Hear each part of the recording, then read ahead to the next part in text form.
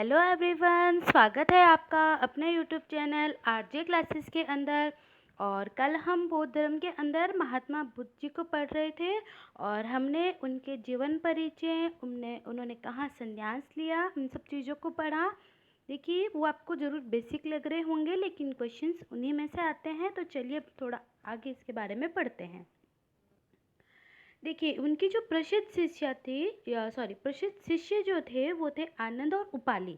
आनंद और उपाली जो हैं उनके प्रसिद्ध शिष्य थे, क्योंकि आगे जाकर ये प्रथम बौद्ध संगति के अंदर जो शिक्षाएं देंगे वो इन्हीं के द्वारा लिखी होगी, इसीलिए इनके ये प्रसिद्ध शिष्य थे आनंद और उपाली। देखिए, बौद्ध ने अपने सर्वाधिक उपदेश श्रीवस्ती में पाली भाषा में दिए। अपने जीवन के अंतिम समय में कुशीनगर पहुँचे और अपना उपदेश सुबक्षु को दिया। याद रखिएगा, सुबक्षु को दिया था उन्होंने अपना अंतिम उपदेश। और ये जो सर्वाधिक उपदेश उन्होंने कहाँ दिए थे? श्रावस्ती के अंदर। 483 बीसा कुशीनगर यानी हिणावत नदी के किनारे अतिसार से उनकी मृत्यु यानी कि महापरिनिर्वाण हो गया। तो आप ये जो शब्द हैं इनको याद रखिएगा, जैसे कि मृत्यु को क्या कहा जाता है, ग्रह त्याग को क्या कहा जाता है, ऐसे क्वेश्चंस आपको वहाँ को देखने को मिलेंगे। अब हम पढ़ते हैं, देखिए इनकी प्रथम बौद्ध संगति। अब अगर हम प्रथम बौद्ध संगति की बात करें तो देखिए, प्रथम बौद्ध संगति जो हुई थी वो 483 ईसा पूर्व में हुई थी। 483 ईसा पूर्व के अंदर हुई। अगर हम इसके स्थान की बात करें तो राजगीर के अंदर हुई थी। ये सप्तमणि गुफा के अंदर हुई थी। याद रखिएगा, सप्तमणि केव के अंदर यानी गुफा के अंदर हुई थी, राजगीर के अंदर।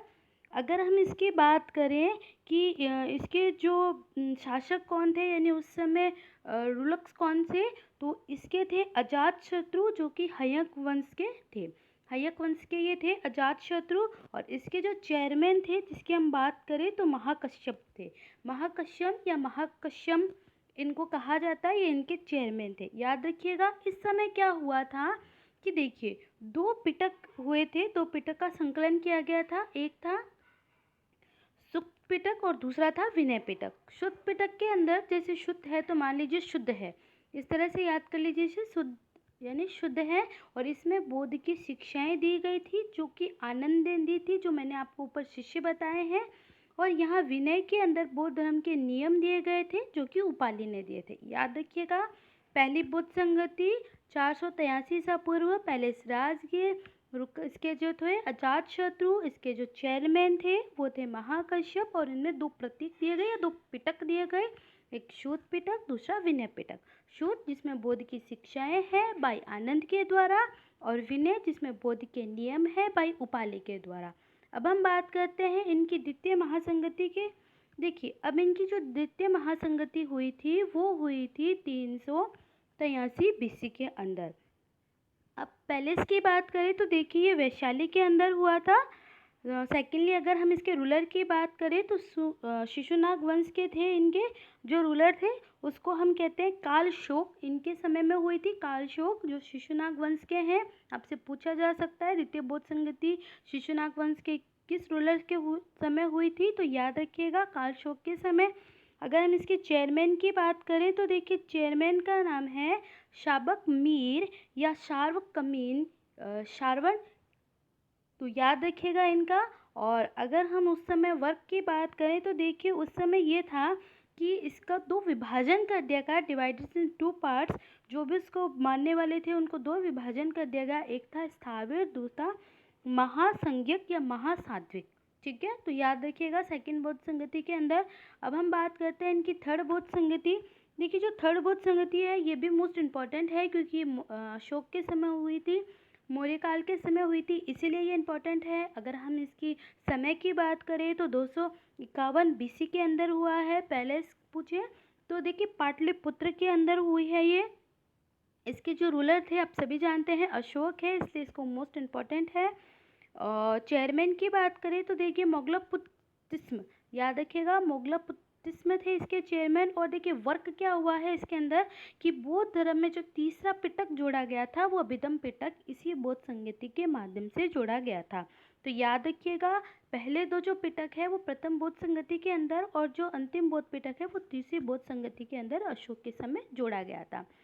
देखिए उसके बाद अगर हम बात करें कि अशोक के समकालीन जो बौद्ध भिक्षु, बहुत से बौद्ध भिक्षु भी थे उस समय। अब हम बात करते हैं देखिए चौथी बौद्ध संगीति के अंदर।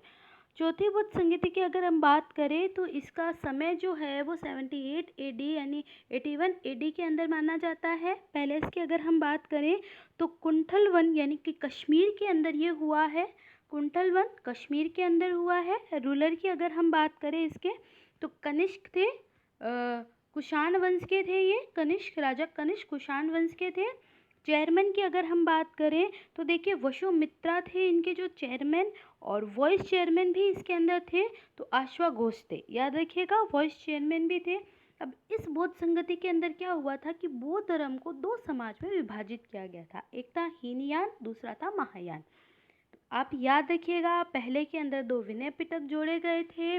जो मोस्ट इम्पॉर्टेंट है हमारी तीसरी बौद्ध संगति के अंदर तीसरा विनय पिटक जोड़ा गया। चौथी के अंदर बौद्ध धर्म को दो भागों में बांट दिया गया था, यानी बौद्ध धर्म दो समाजों में टूट गया था। पहला था हीनयान, दूसरा था महायान। अब चलिए हम इन दोनों के अंदर डिफरेंसेस करके इनको अच्छे से लर्न कर लेते हैं। देखिए हीनयान ये मूर्ति पूजा में विश्वास करते थे, तो महायान देखिए ये विश्वास नहीं करते थे, तो महायान विश्वास करते थे। आप एक को याद कर लीजिए, दूसरा अपने आप आपको याद हो जाएगा। तो ये हीनयान है ना, तो ये मूर्ति पूजा में बिल्कुल विश्वास नहीं करता था, जबकि महायान मूर्ति पूजा में विश्वास करता था। हीनयान की बात करें तो गौतम बुद्ध को केवल मनुष्य मानते थे, जबकि महायान गौतम बुद्ध को भगवान मानते थे। हीनयान की बात करें तो इनका कोई तीर्थ स्थान नहीं है, जबकि इनके 4 तीर्थ स्थान हैं। ये श्रीलंका, इंडोनेशिया और म्यांमार से अधिक पाए जाते हैं, और बाकी स्थानों पर अगर बात करें तो महायान वाले अधिक पाए जाते हैं।